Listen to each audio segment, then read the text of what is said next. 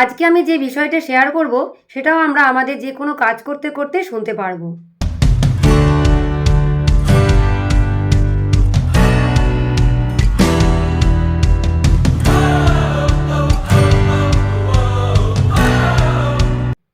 Hello friend, welcome back to my channel. আমি সুমনা।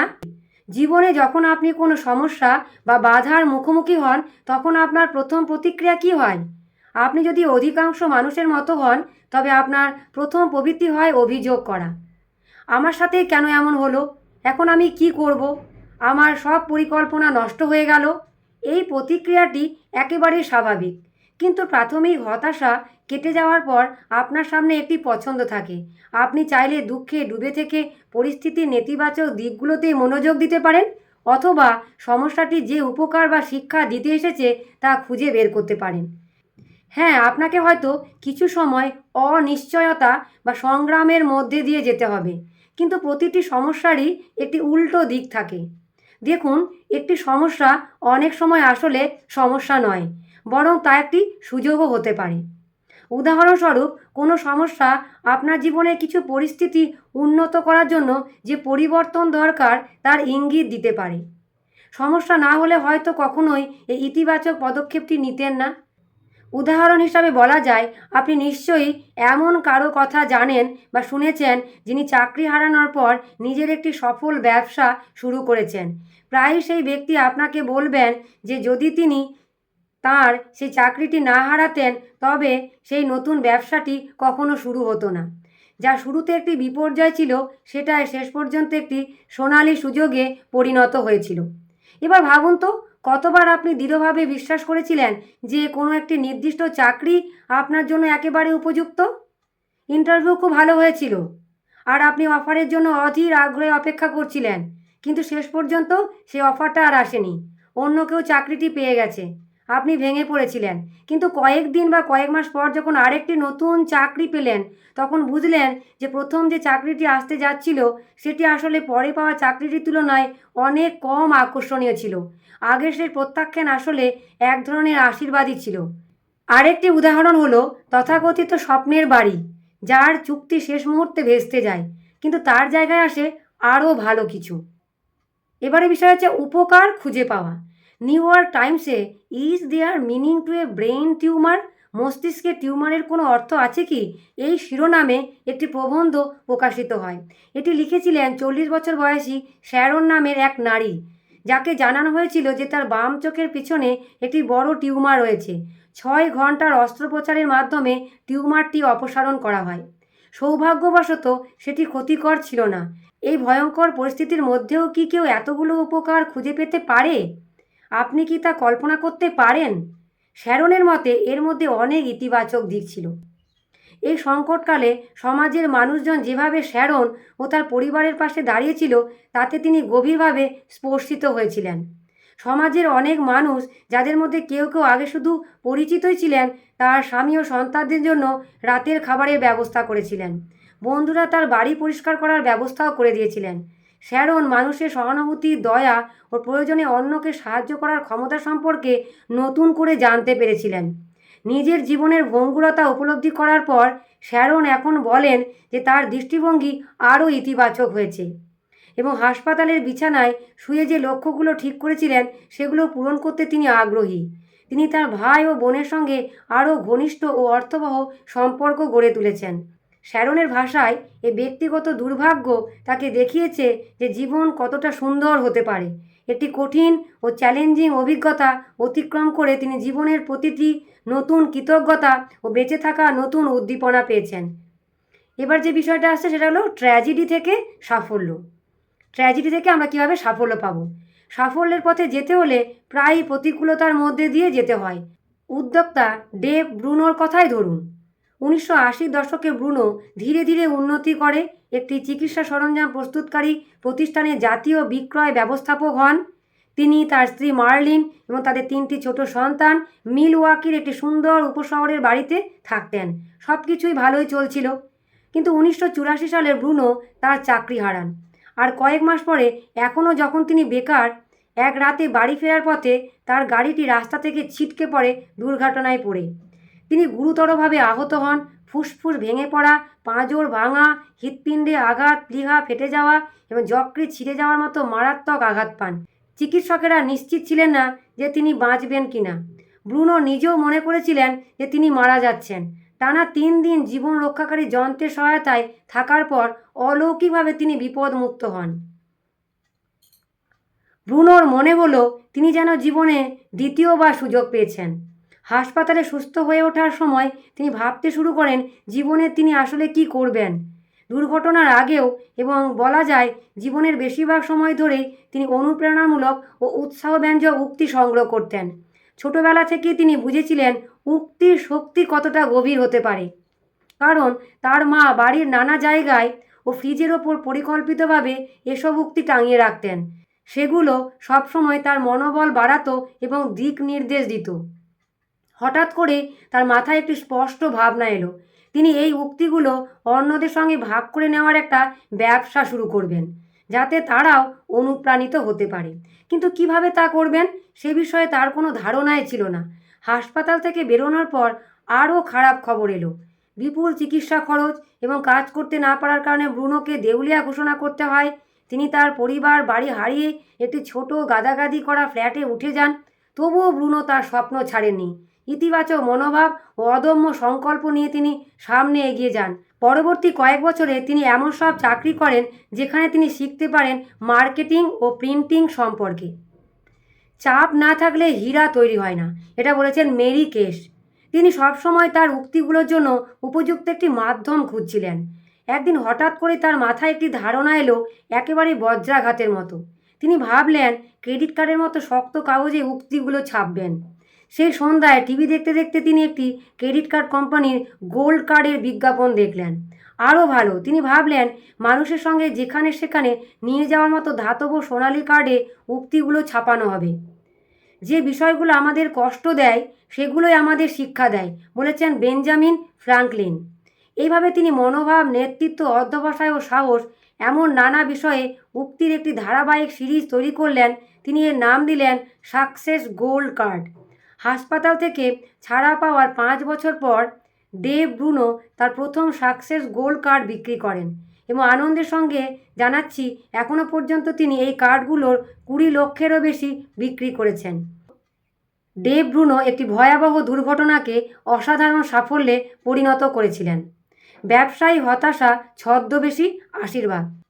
এখন আমি চাই না আপনি ভাবুন যে এই নীতিটি কেবল ট্র্যাজেডির ক্ষেত্রেই প্রযোজ্য। আমি একটি ব্যবসায়ী উদাহরণ শেয়ার করতে চাই যা এই ধারণার ওপর আমার বিশ্বাসকে আরও দৃঢ় করেছে।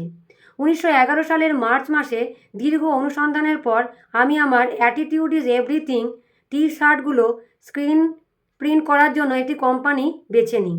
জুনের শেষ দিকে আমি স্থানীয় ও জাতীয় বিজ্ঞাপন প্রচারে প্রতিশ্রুতিবদ্ধ হই এই টি শার্টগুলোর বিপণনের জন্য। জুলাইয়ের শুরুতেই একটি গুরুতর সমস্যা দেখা দেয়। 2 সপ্তাহের মধ্যে অর্ডার দেওয়ার কথা থাকলেও যেমনটি শুরুতে প্রতিশ্রুতি দেওয়া হয়েছিল, সেই স্ক্রিন প্রিন্টার 5 সপ্তাহেরও বেশি সময় ধরে অর্ডার পূরণ করেননি। এটি একেবারে অগ্রহণযোগ্য ছিল, তাই আমি অন্য একটি স্ক্রিন প্রিন্টার খোঁজার সিদ্ধান্ত নিই। কিন্তু আমি তো ইতিমধ্যে আগের প্রিন্টারের সঙ্গে আলোচনার ভিত্তিতে দাম ও সরবরাহের শর্ত ঠিক করে ফেলেছিলাম। এটি তো একটি বড় সমস্যা, তাই না? যদি একই মানের পণ্য একই বা কাছাকাছি দামে দেওয়ার মতো আর কোনো কোম্পানি না পায় তাহলে কি হবে? কিন্তু হতাশ হয়ে নিজের দুর্ভাগ্যকে দোষ দেওয়ার বদলে আমি সঙ্গে সঙ্গে আরও ভালো একটি প্রিন্টার খুঁজতে বেরিয়ে পড়লাম। 1 সপ্তাহের মধ্যেই আমি যে প্রিন্টারটি খুঁজছিলাম শেষ পর্যন্ত সেটিই পেলাম। এখন আর 2 থেকে 5 সপ্তাহে অর্ডার পূরণ হয় না, মাত্র 2 থেকে 4 দিনের মধ্যেই কাজ শেষ হয়ে যায়। প্রায় 20 বছর পরও আমি এখনও এই সরবরাহকারীর সঙ্গে কাজ করছি। প্রথম প্রিন্টারকে হারানোই ছিল আমার জন্য সবচেয়ে ভালো ঘটনা। অবশ্য তখন আমি তা বুঝতে পারিনি, কিন্তু আমি বিশ্বাস ধরে রেখেছিলাম যে এই আপাত দৃষ্টিতে খারাপ পরিস্থিতিটিকে আমি আমার পক্ষে কাজে লাগাতে পারবো। আর সত্যিই তা পেরেছিলাম।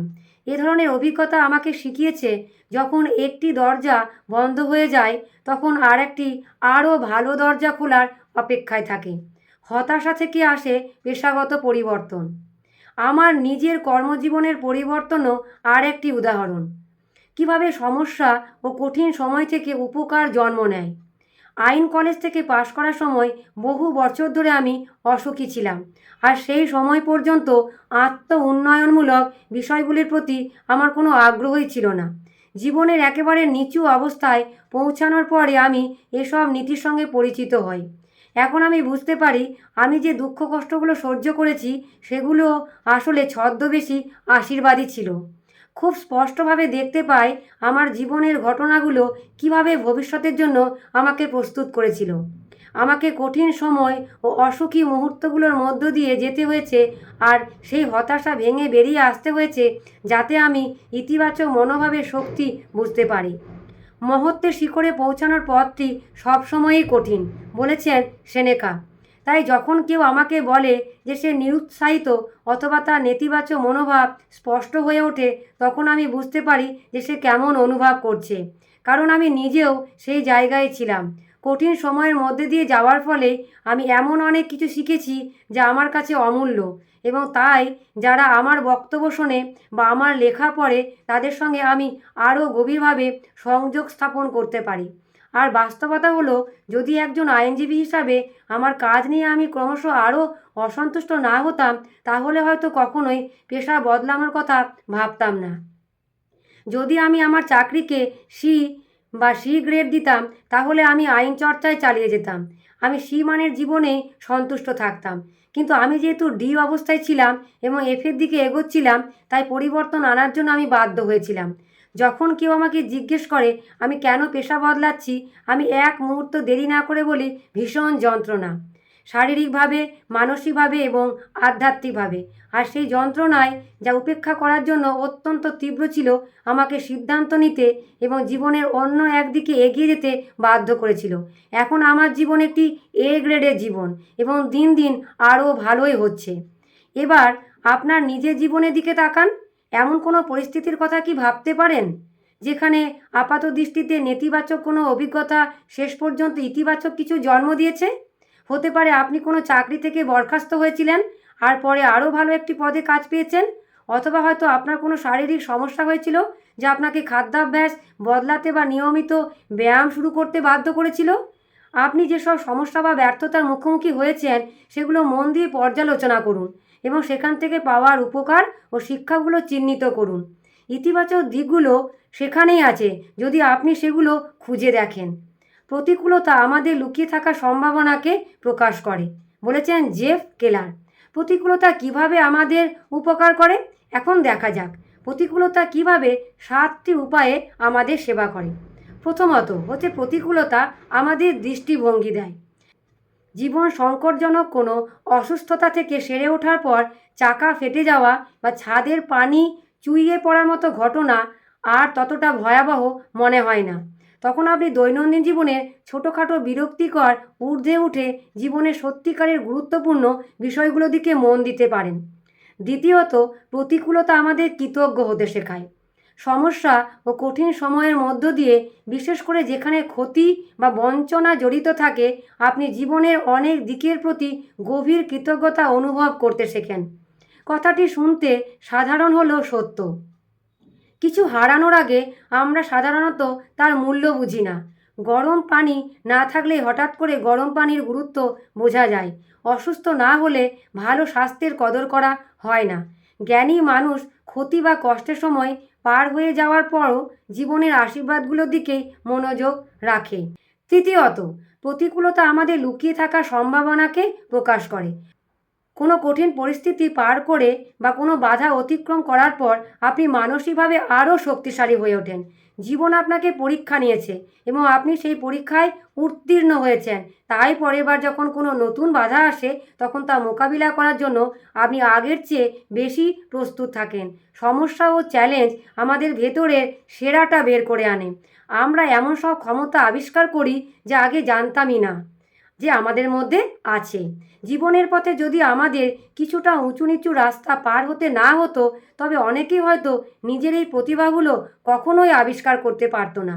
প্রতিকূলতা আপনাকে আপনার নিজস্ব শক্তি ও সক্ষমতার পরিচয় দেয় এবং সেই গুণগুলোকে আরও বিকশিত করার আহ্বান জানায়। চতুর্থত, প্রতিকূলতা আমাদের পরিবর্তন আনতে ও পদক্ষেপ নিতে উৎসাহিত করে। বেশিরভাগ মানুষ তাদের জীবন যতই একঘেয়ে বা কষ্টকর হয়ে উঠুক না কেন, পুরনো ও পরিচিত অভ্যাস আঁকড়ে ধরে থাকে। অনেক সময় একটি বড় সংকট বা ধারাবাহিক কিছু সমস্যায় মানুষকে পরিবর্তন আনতে অনুপ্রাণিত করে। সমস্যা আসলে জীবনের সেই বার্তা যার মাধ্যমে জীবন আমাদের জানায় যে আমরা পথভ্রষ্ট হয়েছি এবং এখন সংশোধনমূলক পদক্ষেপ নেওয়া দরকার। পঞ্চমত, প্রতিকূলতা আমাদের মূল্যবান শিক্ষা দেয়। একটি ব্যর্থ ব্যবসার উদাহরণ ধরা যাক। একজন উদ্যোক্তা সেই ব্যর্থতা থেকে এমন কিছু শিখতে পারেন যা পরবর্তী উদ্যোগে তাকে অসাধারণ সাফল্য এনে দিতে সাহায্য করে। 6 নাম্বার, প্রতিকূলতা নতুন দরজা খুলে দেয়। কোনো একটি সম্পর্ক শেষ হয়ে যায়, কিন্তু পরে আপনি আরও সন্তোষজনক একটি সম্পর্কে জড়ান। আপনি চাকরি হারান, কিন্তু তার বদলে আরও ভালো একটি চাকরি পান। এই ধরনের পরিস্থিতিতে সমস্যা আসলে কোনো সমস্যা নয়, বরং ছদ্মবেশে আসা একটি সুযোগ। আপনার জীবনে একটি দরজা বন্ধ হয়ে গেছে, কিন্তু তার চেয়ে ভালো আরেকটি দরজা খোলার অপেক্ষায় আছে। 7 নাম্বার, প্রতিকূলতা আত্মবিশ্বাস ও আত্মমর্যাদা গড়ে তোলে। যখন আপনি কোনো বাধা অতিক্রম করার জন্য আপনার সমস্ত সাহস ও দৃঢ় সংকল্প একত্র করেন, তখন নিজেকে সক্ষম মনে হয় এবং আপনার আত্মবিশ্বাস বাড়ে। আপনার আত্মমূল্যবোধ আরও দৃঢ় হয় এবং এই ইতিবাচক অনুভূতিগুলো পরবর্তী কাজকর্মেও আপনি বহন করে নিয়ে যান। ইতিবাচক দিকটি খুঁজে দেখুন, নিশ্চয়ই জীবনে আপনাকে নানা সমস্যা ও প্রতিকূলতার সম্মুখীন হতে হবে। আমি এটা বলছি না যে কোনো দুঃখজনক ঘটনা ঘটলে আপনি আপনার অনুভূতিগুলো অস্বীকার করবেন বা বাস্তবতার মুখোমুখি হতে অস্বীকার করবেন। আমি যা বলতে চাই তা হলো, কোনো পরিস্থিতিকে সঙ্গে সঙ্গে বিপর্যয় বলে বিচার করবেন না এবং আপনি কতটা দুর্ভাগ্যবান সেটাই ভেবে বসে থাকবেন না। অনেক সময় আপনি সঙ্গে সঙ্গে আপনার পরিস্থিতি থেকে আসা উপকারটি খুঁজে নাও পেতে পারেন, কিন্তু সেটি আছে। আপনার সবসময়ই একটি পছন্দ থাকে। আপনি চাইলে আপনার সমস্যাগুলোকে নেতিবাচকভাবে দেখতে পারেন এবং তাতে হতাশ ও বিষণ্ণ হয়ে পড়তে পারেন। আমি নিশ্চিত করে বলতে পারি, এই দৃষ্টিভঙ্গি পরিস্থিতিকে আরও খারাপ করবে। অথবা আপনি আপনার জীবনের প্রতিটি আপাত দৃষ্টিকে নেতিবাচক অভিজ্ঞতাকে একটি সুযোগ হিসাবে দেখতে পারেন, এমন কিছু হিসেবে যেখান থেকে আপনি শিখতে পারেন, বেড়ে উঠতে পারেন। বিশ্বাস করুন বা না করুন, আপনার সমস্যাগুলো আপনাকে ধ্বংস করার জন্য নয়, বরং আপনাকে সাহায্য করার জন্যই আসে। তাই জীবনে পরের বার যখন কোনো সমস্যা বা ধাক্কার সম্মুখীন হবেন, হতাশ হবেন না বা হাল ছেড়ে দেবেন না। সমস্যাকে আপনার মনোভাবে জানালায় চিরদিনের জন্য কুয়াশা জমতে দেবেন না। সেই কুয়াশাচ্ছন্ন জানালাটি পরিষ্কার করুন। দেখবেন ধুলো বসে যাওয়ার পর আপনি আগের চেয়েও স্পষ্টভাবে দেখতে পাচ্ছেন। নেপোলিয়ান হিলের কথাগুলো মনে রাখুন। প্রত্যেক প্রতিকূলতার মধ্যেই সমান বা তার চেয়েও বড় কোনো উপকারের বীজ লুকিয়ে থাকে। নিজের কঠিন অভিজ্ঞতা থেকে আপনি কি শিখেছেন তা নিয়মিত নিজেকে প্রশ্ন করুন এবং সামনে এগিয়ে যাওয়া ও একজন মানুষ হিসাবে আরও বিকশিত হওয়ার দিকেই মনোযোগ দিন। সংকটের সময় সবসময় আশাবাদী মনোভাব ও খোলা মানসিকতা বজায় রাখার চেষ্টা করুন, কারণ এই পরিবেশটাই আপনাকে আপনার কষ্টের মধ্যেও উপকার খুঁজে পেতে সাহায্য করবে। তাহলে ফ্রেন্ড, আজকের ভিডিও আমার এই পর্যন্ত। আবার আসবো অন্য নতুন ভিডিও নিয়ে।